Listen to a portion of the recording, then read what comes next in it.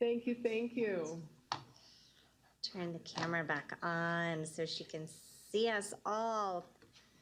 Yay. Well, she can see herself, but you know. Wow, Dãnia, no words. Our hearts are so full hearing all of this.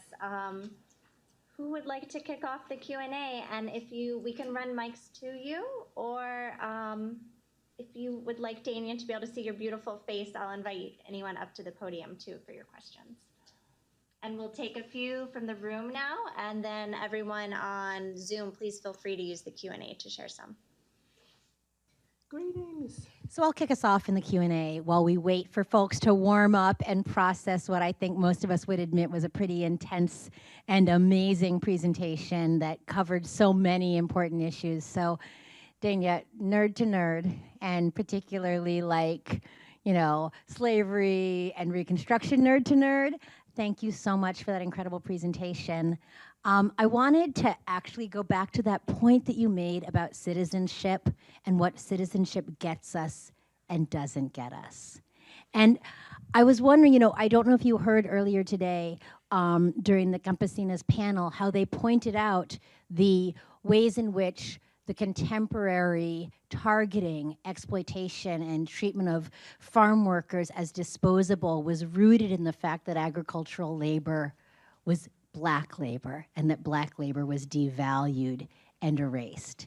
And it made me think of, I don't know if you've read, Ian Haney Lopez's book about white by law, about all the immigrants who came in and tried to naturalize and kept being like, we're white, we're white, we're white, we're white for 54 cases, but none of them wanted to claim to be Black under that 14th Amendment because they were like, that will get us nothing. So I'm wondering, one of the things that occurred to me today was, given that shared history of where we are around immigration and this sort of violence today, and that history of its roots in Black labor and the exploitation and dispossession of Black bodies and labor, how can we strengthen the ways in which Black liberation and reparation movements connect to contemporary immigrant justice movements? And I'm thinking this broadly, but I'm thinking specifically in the food and farm space, right? We've got these kinds of constant, connected but frictiony spots of, what does it mean to think about reclaiming land in the Black Belt for Black farmers and reparations, and that history of 40 acres and a mule alongside land back campaigns and the question of indigenous sovereignty? What does it mean to think about Black farm and land ownership alongside the exploitation and disposability of often brown immigrant labor? And how do we work across those connections, those friction points? Such a great question. And this is one of the things that I'm really excited to be back home exploring, because it's very recognized here in the Caribbean, the identity of Afro-Indigeneity. And part of why that is such a revolution, I think, is that it kind of has changed the tone of what we're calling for when we're calling for reparations. One of the ways in which we see our fight for reparations is we have control over decolonizing the ideology that our religious and spiritual practices were demonic or evil, or that our languages were in some way problematic, or that our Afro-Indigenous ancestors that were displaced didn't have automatic affinity with the indigenous peoples. For example, the Maroons had integrated Maroon villages with Taino people. And so one of the things that I've been spending a lot of time thinking about is how to kind of expand that body of inquiry into an understanding of indigeneity being a shared experience, not just of land stewards and land tenders, but specifically displaced by the violence of colonialism. and that being a point of mutuality and an opportunity for solidarity in our calls for the restoration of our spiritual practices were tied to our relationship with the land. And so I think that that's one of the ways that I'm now thinking about bringing those two communities into deeper relation. And I think that, when I think of the farm workers in the United States, Jamaicans are also farm workers. And so I think that there are all of these untold stories of solidarity that happen in those work locations that, like Zora Neale Hurston in the Reconstruction era was like thinking about this question in particular. And so I think that the xenophobia that African Americans feel forced to really invest into because they have such an tenuous relationship to citizenship and recognition of their humanity in the United States, it's a coping mechanism.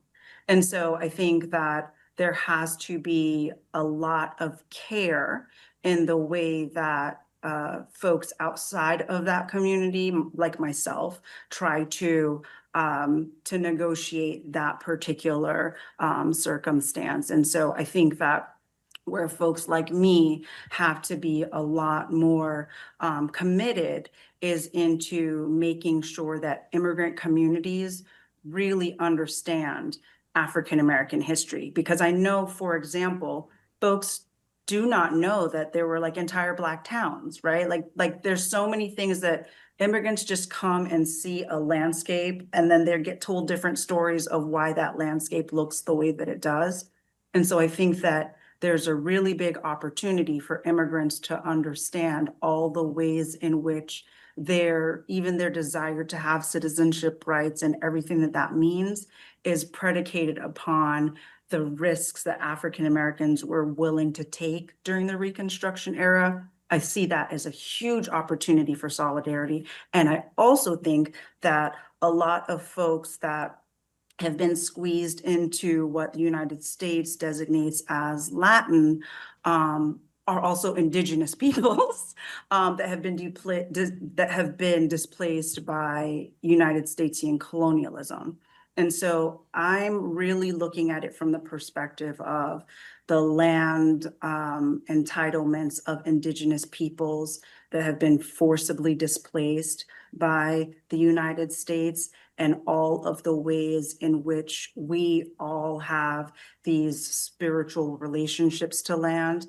And then also, the risks that African Americans were willing to take. I mean, that's how I got my citizenship. Like I came to the US as a small child, and then my two parents were naturalized, and I became a citizen by that process. And so like, that's literally the condition that African Americans during Reconstruction were fighting for. And people just don't talk about that. I know that like, there's like a lot of shame and risk when you're an immigrant to talk about your citizenship story.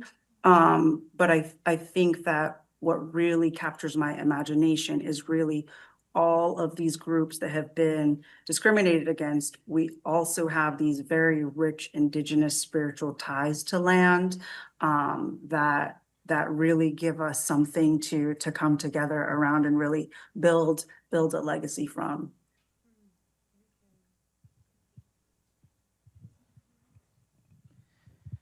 Hi, Dãnia. Thank you so much for your participation and your amazing and powerful thoughts and invocations. It's been a delight. So my question is kind of like two-layered. I come from a family of many different identities.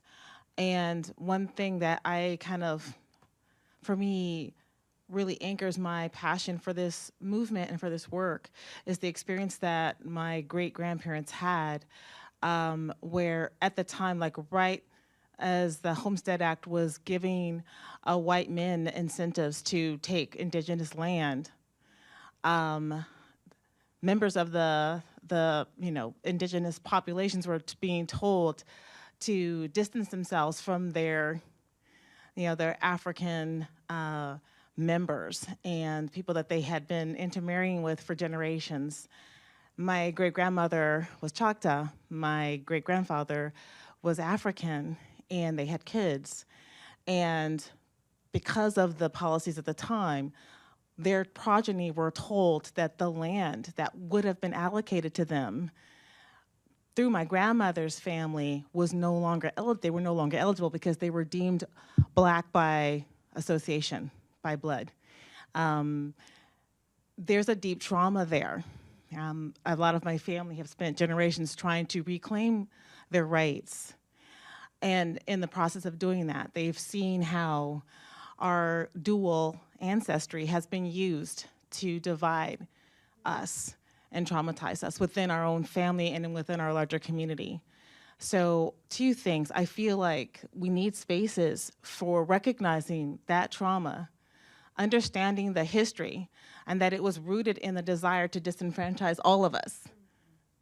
And I also feel like that is a way for us, if we're able to do that collective healing, to then even find a stronger motive to come together, build solidarity, to fight for each other for our land tenure.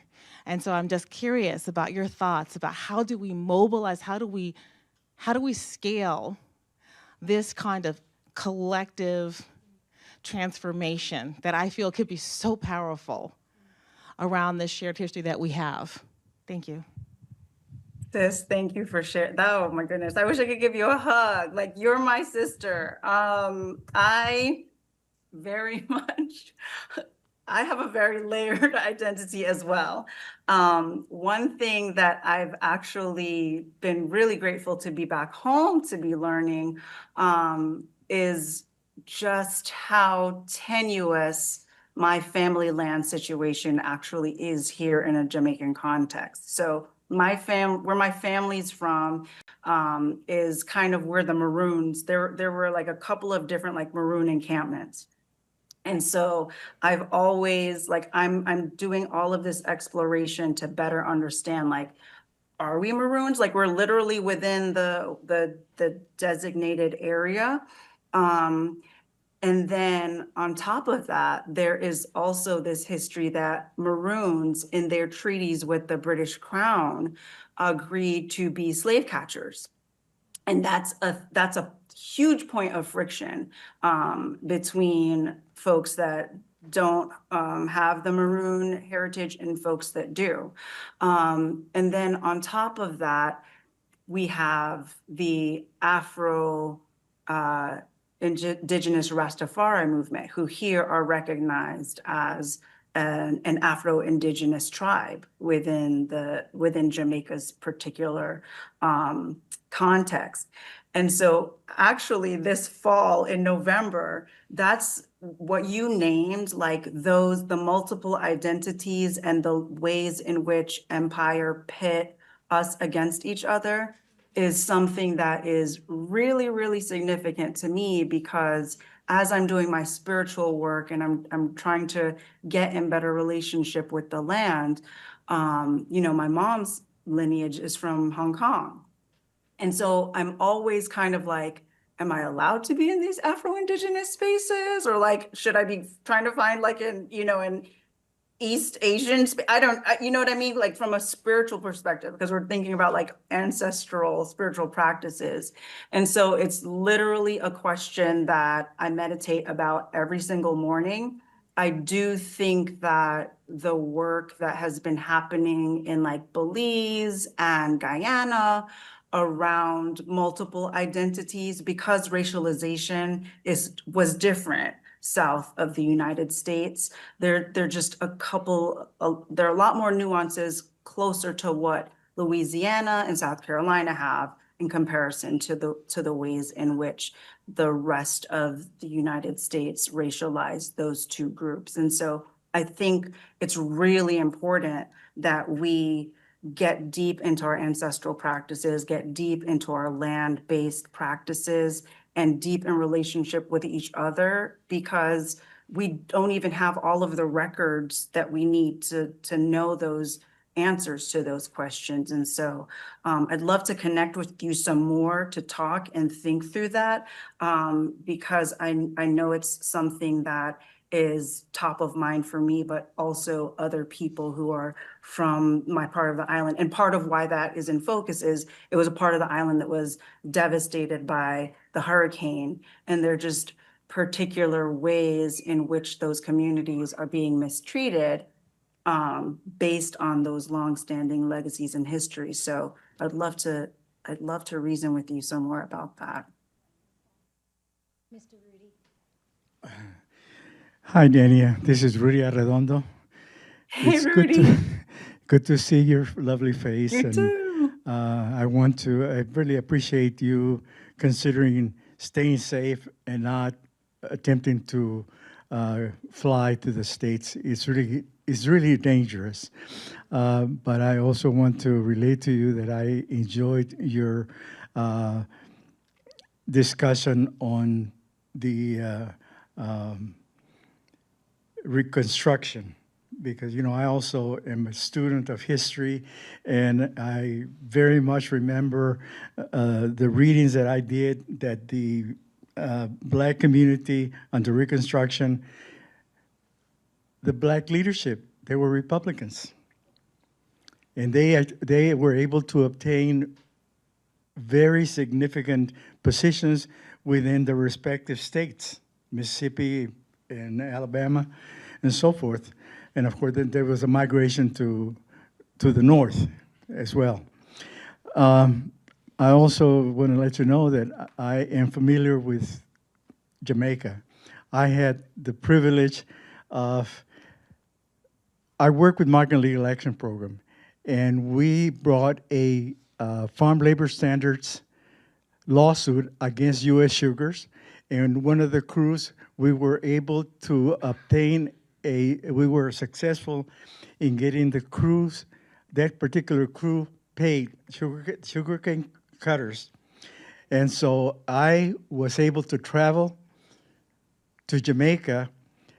I flew into Kingston and then drove through that incredibly dangerous up to Ocho Rios, spent a little time in Downs Falls, and then Montego Bay. So, it was wonderful because the farm workers were receiving, I had to go to get affidavits, so I was there twice. To get the affidavits, Wow. we had given the crews a little pamphlets or little booklets where they could keep track of their hours. See, the employer did not have any documentation, but we had it. And so we were able to determine that they were being paid, because they were paid by the acre. Mm-hmm. And so they were making 25 cents an hour for long, long days. You're talking about 12 hours, 11, 12 hours. So we were able to get them their, so I traveled to get the affidavits from the crew, and then I went back to give them their money. So it was very satisfying. Much. You Yes. probably know Jamaica better than I do Oh, at this no, point. I mean, But it I'm was so grateful, quite, Rudy. yeah, Thank you. yeah, no, it was, like I said, a real privilege. We were treated incredibly, they were great. Aside from the fact that they were able to receive their compensation, they housed us, and we were also able to participate in one of the funerals. We were allowed to, to put nails in the coffin of the deceased, and one of the farm workers, in fact. So, yeah, it was wonderful. But it's great to see you, and thank you so much for what you do, and stay safe. No. Thank you very much. Thank you so much, Rudy. One of the sugar plantations is a place where a lot of the hurricane displaced peoples are. And that's kind of the big fight. I might have to call you up and pick your brain, because that's one of the big fights that we're under right now, is just how unstable our land tenure is here, especially for those direct descendants of enslaved who just moved like onto the sugar plantation land. And the way that the government is pretty much trying to use this as an opportunity to, I don't know, convert it to resorts or something. I'm not sure, but the fight continues, and thank you so much for your work here. We're going to take a minute and batch a set of questions from the Q&A online, Dãnia, and then we're going to do one last couple questions from anyone who's left in the room. I've seen one. If anyone else has a question from in the room, raise your hand, and I'll be ready for that. But Justine's going to ask the questions from the Q&A online.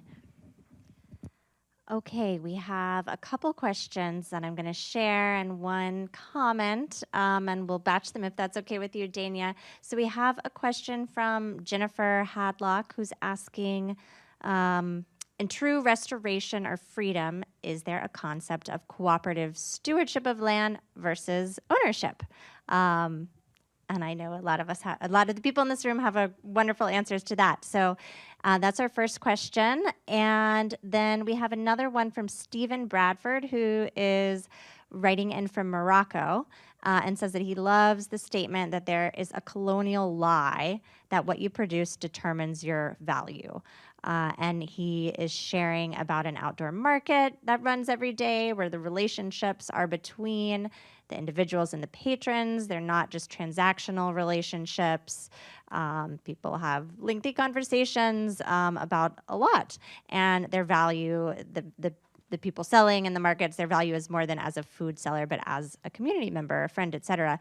And so his question based on this is, what are practical ways that we as food warriors take steps to return value to farmers, farm workers, and frontline workers in a seemingly growing culture of living in access and, as you stated, giving value based on what is produced? So those are the two questions. And then also just to shout out a comment from Aisha Steplight Johnson, who's in North Carolina at the Family Century Farm, and wanted to share that she's been reading about the Reconstruction era's Freedmen's Savings and Trust and the collapse due to mismanagement by white trustees. And she's suggesting that any future Reconstruction effort needs an alliance of people who watch the money and know how to be transparent for every single person at all levels of involvement, no matter their level of expertise or skill with finance and money. So, Dãnia, Oh my gosh, that's a lot. Such good questions, and it's like I moved home and only see how connected we are. Like it's just kind of like it's really meta being back in Jamaica and seeing how much the farmers in the South in particular, and the farmers, like just the land tenders of the global South, are still very much navigating like colonization. Like they're like everything that is like, for example, here in Jamaica, we got our independence in the 60s, and yet and still we still have a reporting structure that goes back to England. Like if we want to take a court case to the Supreme Court, it goes to England. So it's not quite that bad in the United States, but I would say that in so many ways I see that there's just like still a colonial system operating in the United States in terms of the land tending as opposed to ownership. You know, my family land, I kind of made the joke about it, but we're, I guess, squatters. This is new information for me. But basically the British Crown maintained all of this land, and it's called Crown land. And I just thought that we called it Crown land trying to be fancy.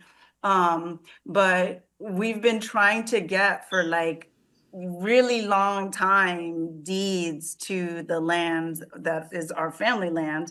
And it's only in this hurricane that we're finding out that like you basically can't adverse possess in like all of these different situations. And so there's all of these now title reform efforts that need to be considered. Our Constitution is actually being reconsidered at this time. We never had like a land titling like project that fixed all of the confusion about title, inheritance, and everything like that since the 60s. So the way that we have functioned in my district is pretty close to a village. Like there isn't really like legal title, like people aren't paying their taxes. I know that. But I think that the practice that we've had is to be stewards of the land. And like, you know, when the hurricane came through, like the people, like 13 families went and stayed at my uncle's house. And then like each day they'd have like a work day and they would go and rebuild someone's house. And then like they'd go and rebuild the next person's house, and then they'd go and rebuild the next person's house. But all of those people living in that like village, I'm kind of scared to go and look at the Register of Deeds, because I'm pretty sure that we've just been like practicing collective stewardship without ownership. And it does make me wonder, especially because land cannot be owned and land is a part of our spiritual duty.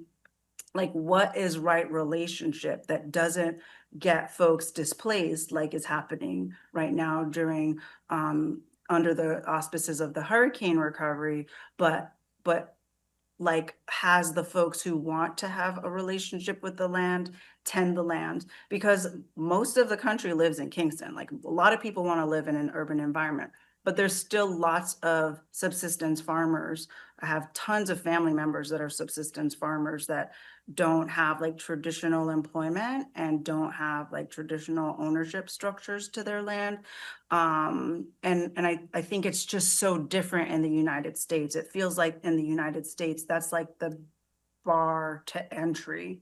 What I've seen over my years of doing heirs property work, though, is that it's very infrequently that everyone that wants this sense of ownership actually wants to have a stewardship relationship to the land. And so I don't know how we get the American legal imagination to extend beyond this ownership structure that is predicated upon land theft. Like there's no way around that reality. But we're actually working with a group here called Island City Labs that's studying 8 different land collectives here and kind of seeing what the outcomes were when those projects, you know, were just kind of left to their own devices. So more information, that research should be finished by November. So more to share about that. In terms of the giving value to farmers, oh my goodness.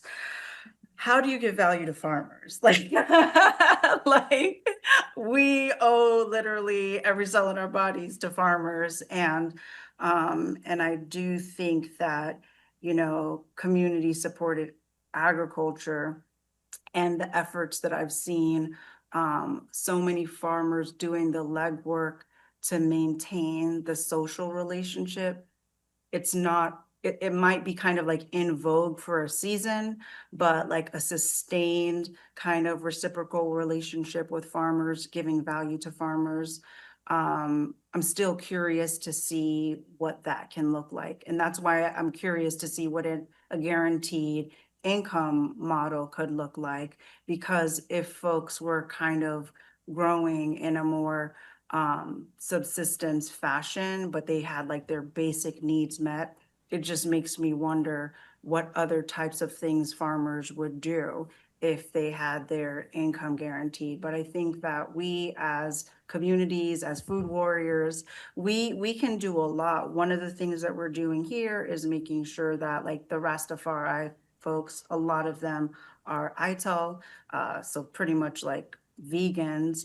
And so to the extent that we can subsidize the farmers that are growing organic and you know, that matches their religious nutrition requirements, we're trying to kind of create programs that that get compensation to the farmers and then the produce to the folks that's a part of their like religious ideas. And so I think there's lots of ways that we can start to right now experiment with what life after capitalism looks like.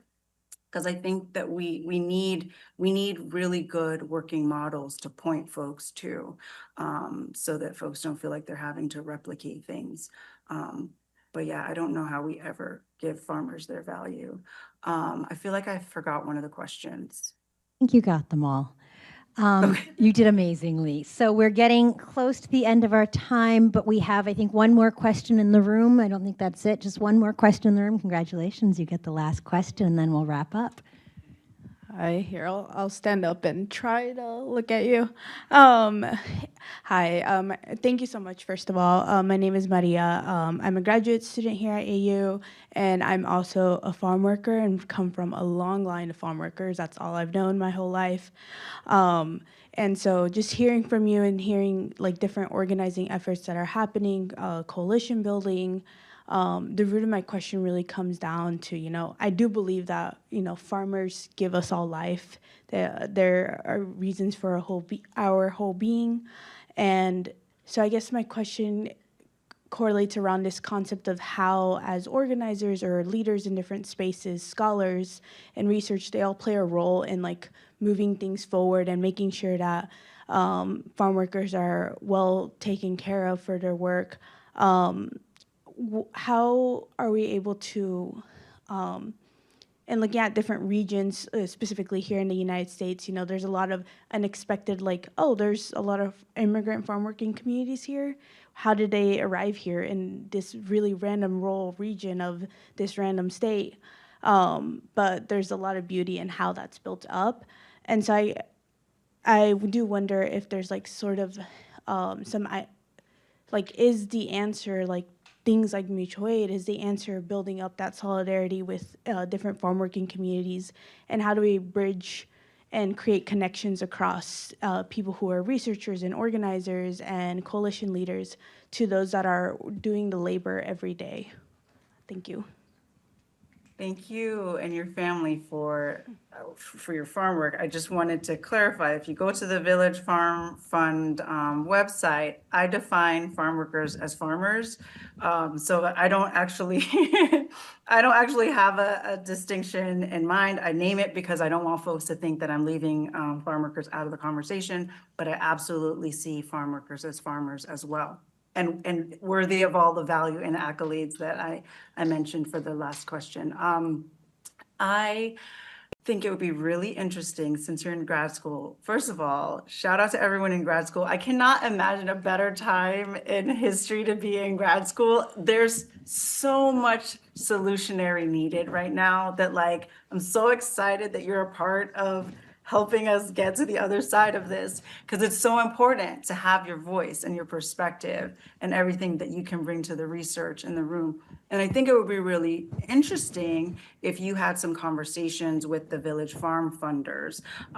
So what the Village Farm Fund is I raised money to distribute to 10 farms that are flowing resource out to their communities of priority. So in a lot of communities like mine, we don't have access to traditional capital, we don't have access to insurance, we don't have access to disaster relief. And so we kind of have to build those systems for ourselves.